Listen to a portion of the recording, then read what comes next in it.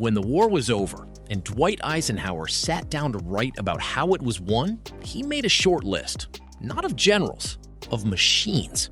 The 4 pieces of equipment his senior officers came to see as most vital to victory in Africa and Europe. And the strange thing about that list, the thing Eisenhower pointed out himself, was that not one of them was built to fight. The Jeep, the 2.5-ton truck, the C-47 cargo plane, and a bulldozer. A bulldozer, on the same list as the weapons that beat Hitler. The general didn't name a specific model. He didn't have to, because when a GI in the 1940s said the word bulldozer, more often than not, he was talking about one machine, a yellow Caterpillar tractor with a blade on the front, painted olive drab and shipped to every corner of the earth. The D7. It cleared the beaches, it carved the airfields, it buried the dead and dug the men in, and pulled the trucks out of the mud when nothing else could. And here's what almost nobody tells you about it. That same machine, in one form or another, is still being built today, 80-some years later. So let's give the D7 its due.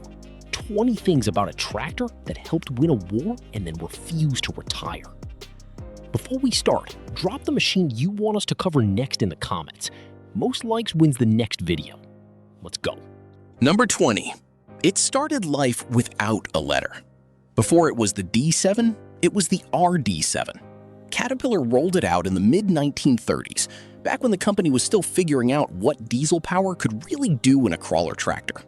When the full D range arrived in 1938, the machine got its familiar name, and the world got the first true D7. It didn't look like much next to what came later, but the bones were right. Caterpillar had built something tough, simple, and honest, and they'd stumbled into a design so sound it would outlive nearly everyone who worked on it. Number 19. You had to start it with a smaller engine. Here's a detail that stops young mechanics cold when they first meet an old D7. You couldn't just turn a key. To fire up that big diesel, you first started a little gasoline engine bolted to the side of it. A pony motor, they called it. You'd crank the small gas engine to life, let it warm the diesel and spin it over, and only then would the main engine catch and rumble up. It sounds like a hassle, and it was. But in the freezing cold, on a mountain, in the middle of nowhere, that little pony motor was often the difference between a working machine and a very expensive paperweight. Old operators still talk about the sound of it. Number 18. The blade wasn't Caterpillar's idea. For a long stretch of the D7's early life, Caterpillar built the tractor, and somebody else built the part that made it a bulldozer.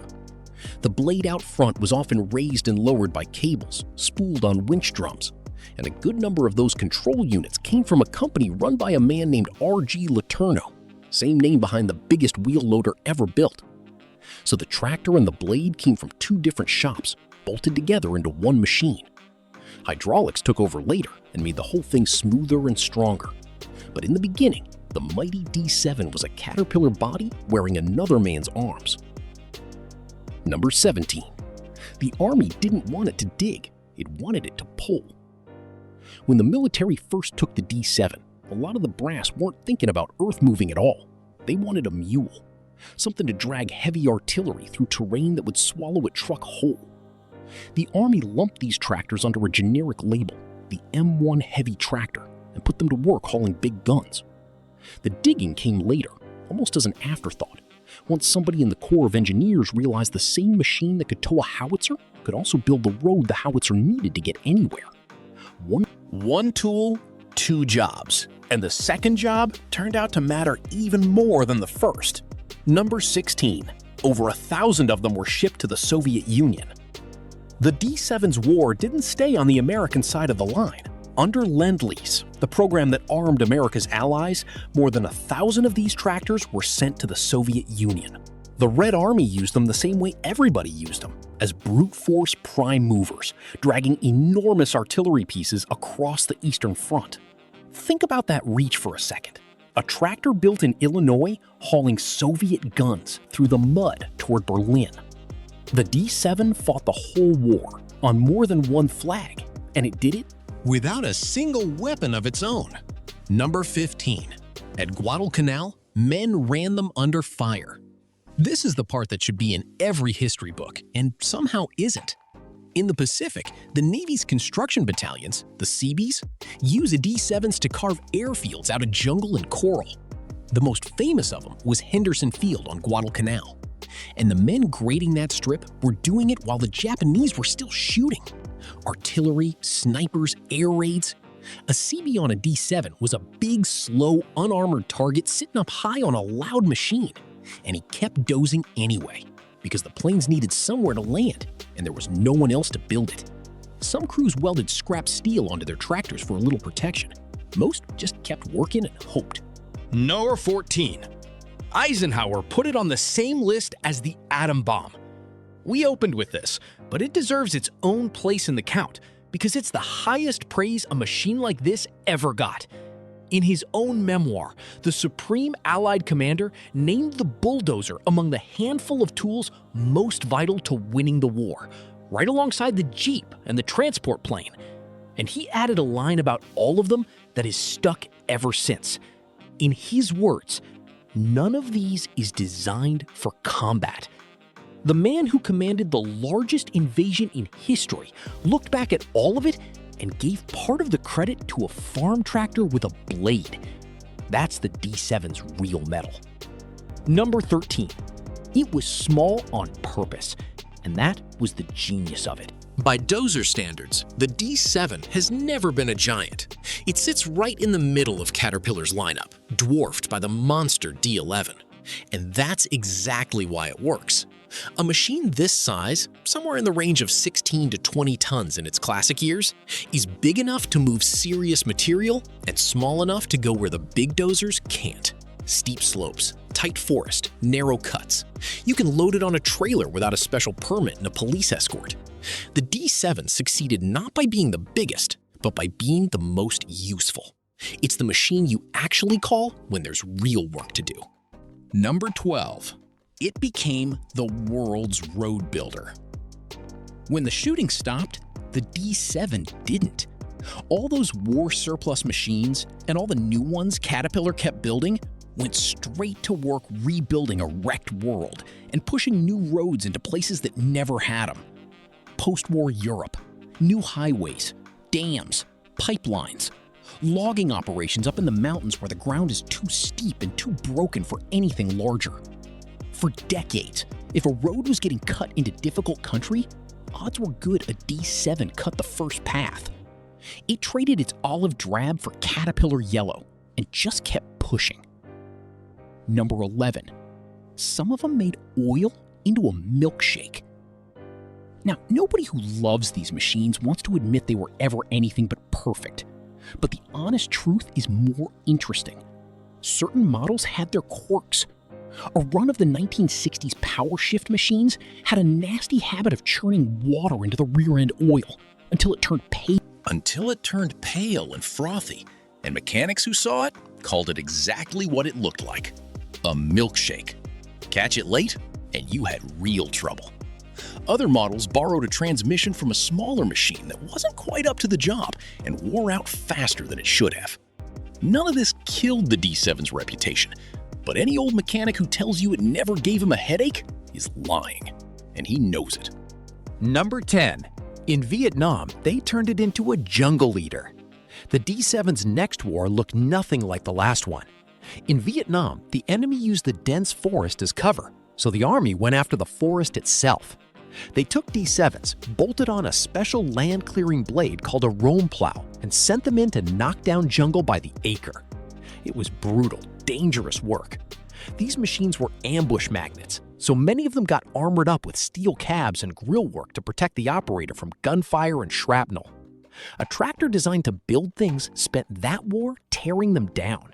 Same machine, completely different mission, and it did that one just as well. Number 9. Israel taught it to wear armor. As armies kept sending D7s into harm's way, somebody had to make them survivable, and the serious armoring expertise came out of Israel.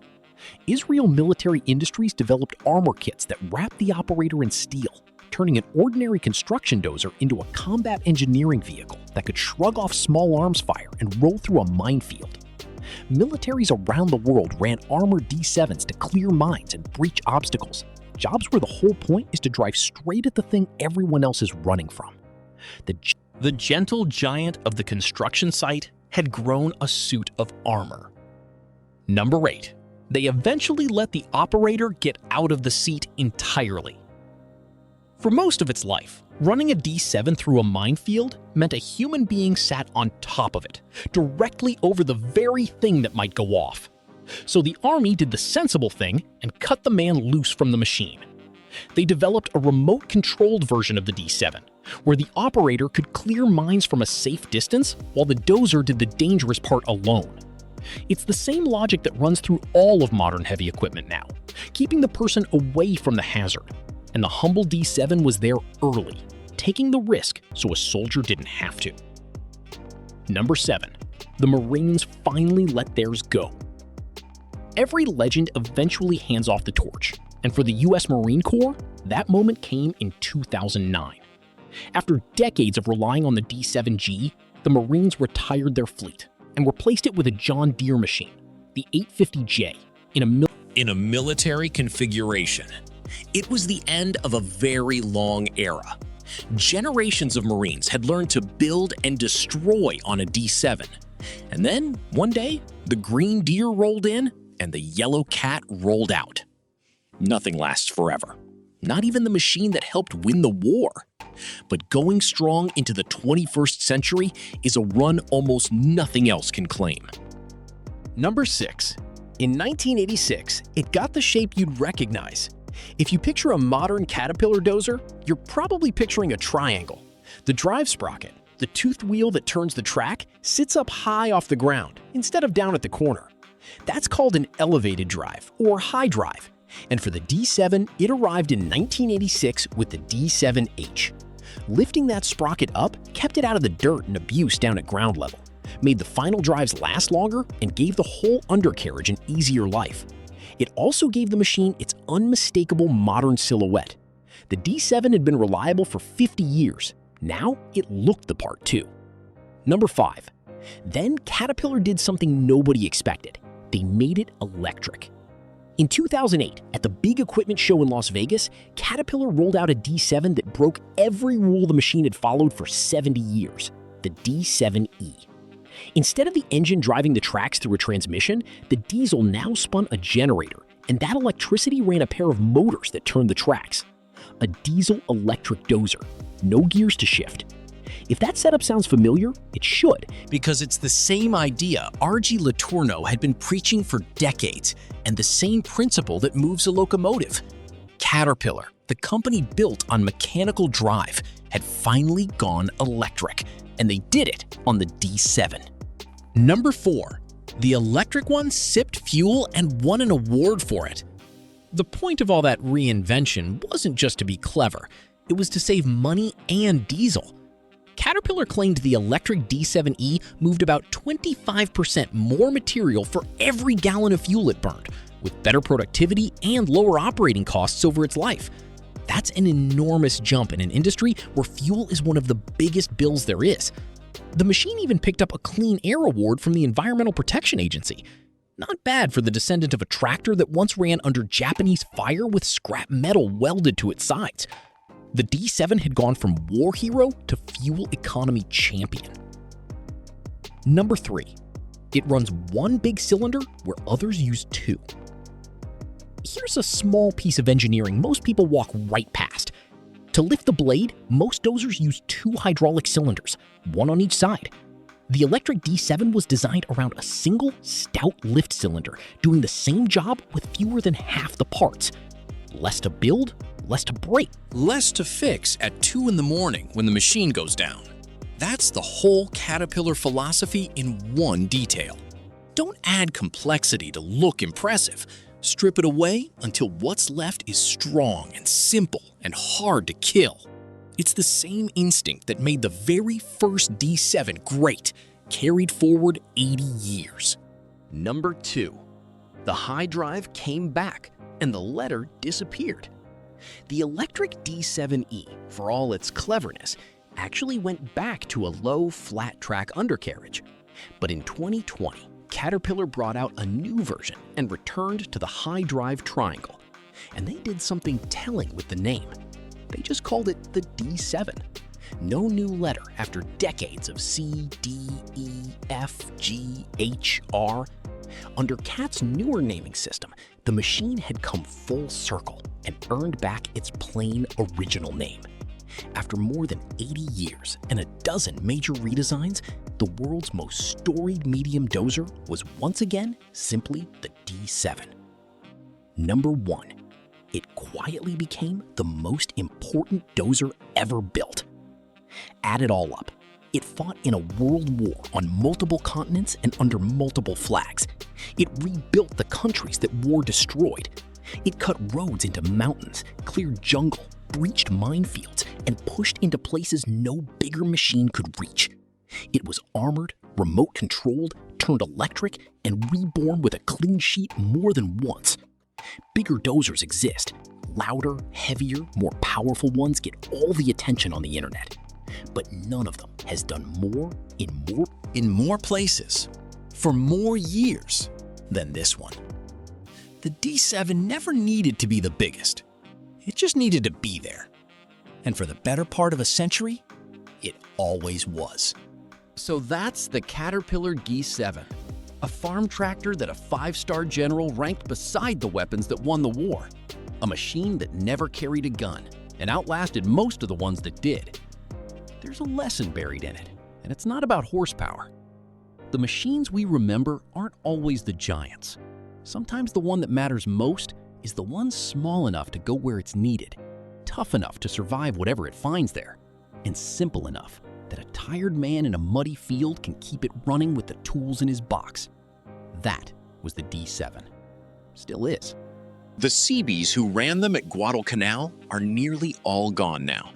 But the machine they trusted with their lives is still on the assembly line, still pushing dirt somewhere in the world today. Not many legends can say that. If you got something out of this one, hit subscribe. Leave your next machine in the comments, and I'll see you on the next one.